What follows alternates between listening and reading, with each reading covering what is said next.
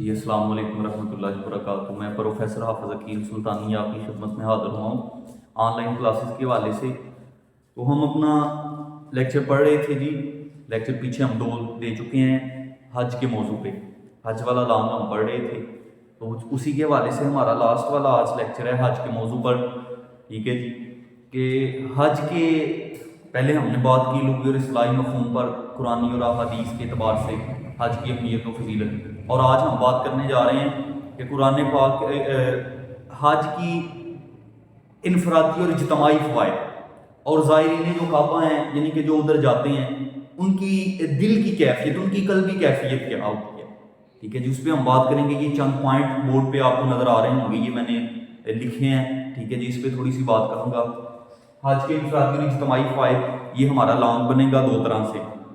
ایک تو آپ سے وہ پوچھ سکتا ہے کہ حج کے انفرادی اور اجتماعی فوائد لکھیں، ٹھیک ہے جی۔ 8 نمبر کا نام ہوگا ہمارا، تقریباً 8 پوائنٹ ہیں یہ، ٹھیک ہے جی۔ اور ہر کوئی بھی بک ہے، پہلے بھی کتنی دفعہ یہ بات کر چکے ہیں کہ جو بھی بک آپ کو لگوائی ہوتی ہے اس پہ آلریڈی پوائنٹ بنے ہوتے ہیں، تو تقریباً ہم جب یہ اکٹھا آئے گا تو 14 پوائنٹ اس کے ہم نے اٹیمپٹ کرنے ہوں گے، لازم ہے یہ چیز، ٹھیک ہے جی۔ تو ہی ہمیں 8 نمبر ہمارے مکمل ملیں گے۔ وہ بھی جس طرح طریقہ بتایا ہوگا اسی طرح آپ لکھیں گے، اور وہ طریقہ کیا ہے کہ ہر پوائنٹ میں آپ کوشش کر کے آیت یا حدیث لازمی ایڈ کریں گے، ٹھیک ہے جی۔ پریزنٹیشن بڑے اچھے سے آپ کو دیں گے تو ہی وہ آپ کو مکمل نمبر دے گا۔ دوسری چیز ہے اس میں کہ آپ اجتماعی فوائد جب لکھیں گے تو وہ بھی آپ ایسے لکھیں گے، ٹھیک ہے جی۔ اور اس میں تقریباً آپ ساتھ ساتھ لکھ دیں گے، دونوں سوال آپ کا کمپلیٹ ہو جائے گا۔ اور کوئی بھی سوال جب لانگ آتا ہے لغوی اور اصطلاحی مفہوم آپ نے اس کا لازمی لکھنا ہوتا ہے، یہ بھی میں پچھلی ویڈیو میں بھی بتا چکا ہوں، ٹھیک ہے جی۔ اور دوسری بات جو ہم کرنے جا رہے ہیں، اس میں سے شارٹ بھی بنیں گے جب وہ آپ سے پوچھتا ہے کہ حج کے کوئی سے 2 انفرادی فائدے لکھیں، تو یہ آپ نے ذہن میں رکھنا ہے کہ اس میں آپ اس کی تعریف بھی آگے لکھیں گے۔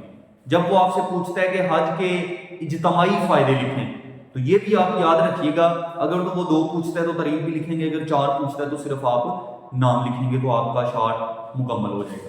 اس میں ہم تھوڑی سی بات کریں گے آج انفرادی فائدے ایک سائڈ پہ ہیں، اجتماعی فائدے ایک سائڈ پہ ہیں، اور آگے میں نے تیسرے حصے میں لکھا ہے زائرین کعبہ کی قلبی کیفیت۔ وہ اس سوال سے وہ ایک علیحدہ سوال ہے، وہ ایک علیحدہ پوائنٹ ہے، اور اس میں ہم بات کرنے جا رہے ہیں انفرادی فوائد۔ اس میں پہلا پوائنٹ ہے اللہ تعالیٰ کے حکم کی طویل۔ انفرادی کا مطلب ہوتا ہے کہ صرف اور صرف فرد واحد کو جو فائدہ ہوگا، تو اللہ تعالیٰ کے حکم کی طویل کی ہے، جو کہ اللہ تعالیٰ کے گھر کی جس نے زیارت کی ہے، جو حج کرنے گیا ہے۔ دوسرا، گناہوں کی معافی انسان کو مل جاتی ہے، ادھر جا کے جب وہ روتا ہے گر گراتا ہے، اسے معافی طلب کرتا ہے۔ تیسرا، ضبط نفس، انسان کے اندر برداشت پیدا ہوتی ہے، انسان کا نفس جو ہے وہ ضبط ہوتا ہے، انسان کو یہ چیز پیدا ہوتی ہے کہ انسان ایک برداشت کرتا ہے۔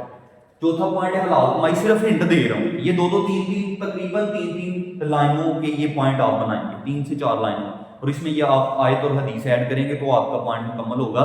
میں صرف آپ کو ہنٹ دے کے آگے گزر جاؤں گا، چونکہ آن لائن کلاسز ہیں تو اس میں صرف ہنٹ دینا ہوتا ہے، باقی سارا مواد آپ کو مطلب آپ کے پاس جو بک ہے اس سے آپ نے تیار کرنا ہوتا ہے۔ رزق میں اضافہ، جب انسان اللہ کے گھر جاتا ہے، اس سے معافی طلب کرتا ہے، اس سے مانگتا ہے، تو یہ اللہ تعالیٰ کو بڑا پسند آتا ہے، تو اس وجہ سے پھر اللہ اسے اور عطا کرتا ہے۔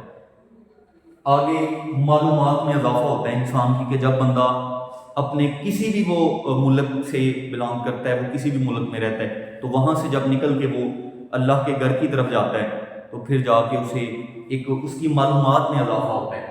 اصلاح و تربیت، انسان کی اصلاح ہوتی ہے، اس کی تربیت ہوتی ہے، یہ اللہ کی طرف سے اسے یہ چیز میسر آتی ہے۔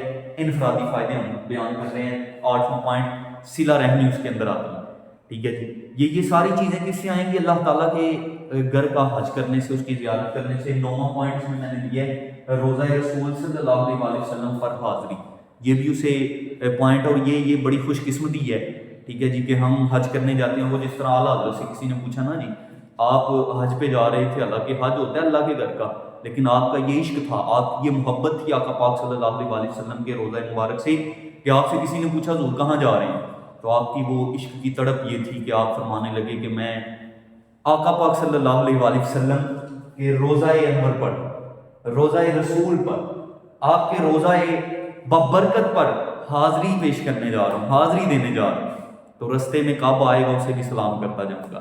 تو یہ ان کی عشق کی ایک کیفیت تھی، ان کا ایک محبت کی ایک لگن تھی، ان کی ایک تڑپ کا یہ بہاؤ تھا جو انہیں ادھر، اور جب وہ پہنچے تو پھر آگے الفاظ دیکھیے گا جو بیان کیا. ادھر پہنچے تو کیا فرماتے ہیں کہ حاجیو آؤ شہنشاہ کا روزہ دیکھو.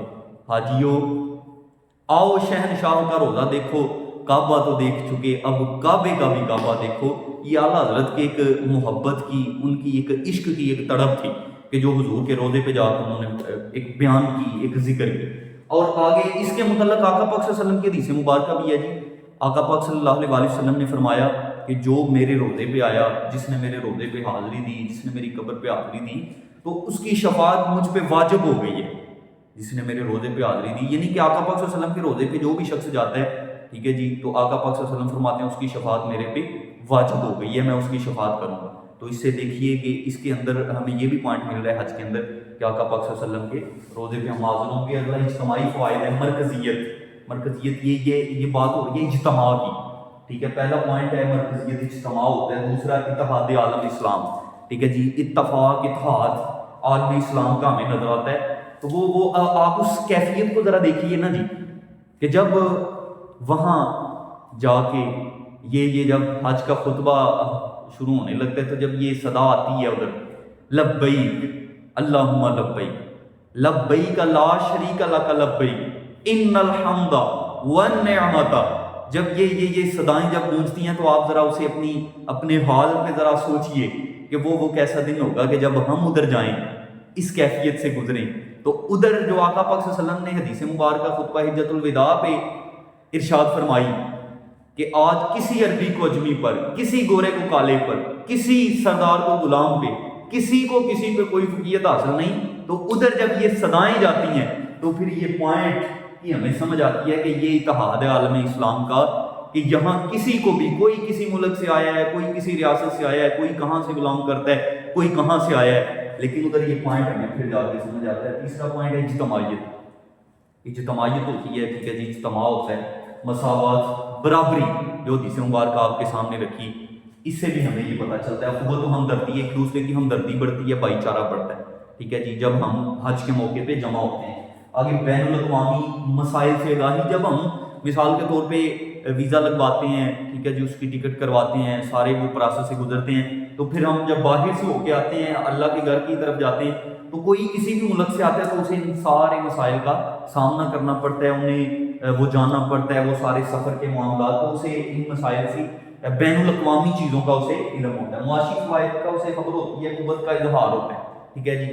اور آگے روحانیت کا مرکز, روحانیت آپ سمجھتے ہیں نا کہ روح پر اثر کرنا, روح کا جاگنا, روح کی زندگی, تو روحانیت کا مرکز وہاں سے ہمیں پتہ چلتا ہے کہ وہ آقا پاک صلی اللہ علیہ وسلم کا روضہ رسول ہے اور اللہ کریم کا گھر ہے, بیت اللہ ہے. نظم و ضبط کی مثال کہ ہمیں وہاں سے, اور میں اکثر یہ چیز بیان کرتا ہوں کہ سب سے جو بندہ اسلام پہ چلنے والا ہے نا جی, وہ کبھی بھی نظم و ضبط کو, ڈسپلن کو توڑنے والا نہیں ہوتا, وہ قانون کو توڑنے والا نہیں ہوتا.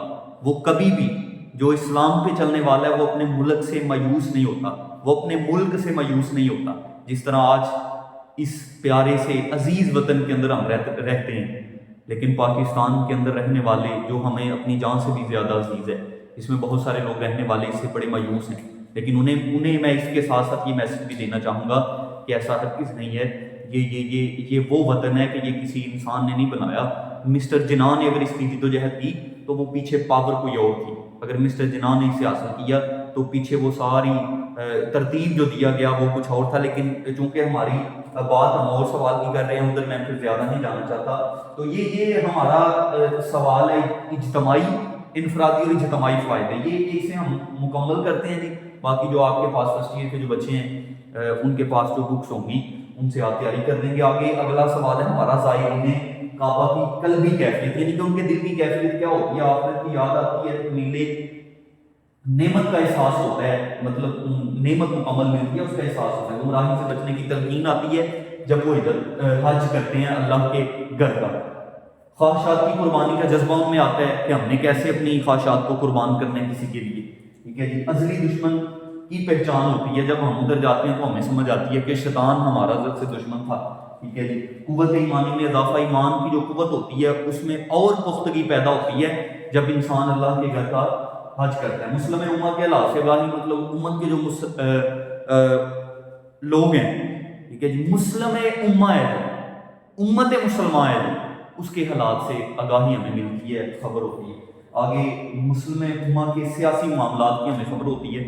ٹھیک ہے جی، آگے اس سے ہم آگاہ ہوتے ہیں. تو یہ ساری چیزیں جو آج آپ کے سامنے رکھنے کا مقصد صرف اور صرف یہ تھا کہ یہ اللہ کے گھر جب کوئی بھی جاتا ہے تو وہ ان تمام چیزوں سے آگاہ ہوتا ہے. اگر ان سے وہ آگاہ نہ ہو، اسے ان کی خبر نہ ہو، تو پھر آپ یوں کہہ سکتے ہیں کہ اس نے صرف اور صرف فوٹو سیشن کیا، اس نے صرف اور صرف اپنے آپ کو وہ کہہ لیں کہ سیر کے لیے وہ لے کے گیا.